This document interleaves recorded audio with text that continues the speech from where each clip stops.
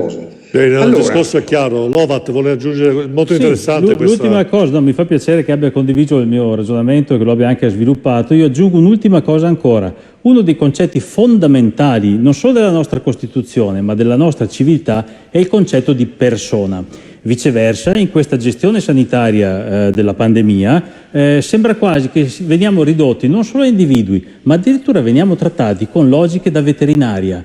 Rinchiusi con l'idea di ipervaccinarci, di sottometterci alle direttive che sono da parte del governo sempre finalizzate alla tutela del bios, la vita intesa dal punto di vista puramente biologico. Ma un essere umano non è un mammifero, come ha detto oggi Zaia.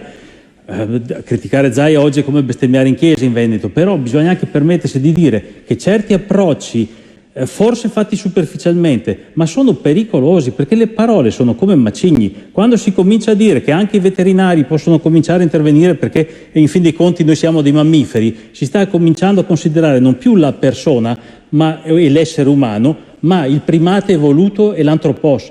Attenzione, perché questa è una deriva già vista e pericolosissima, e io la denuncio.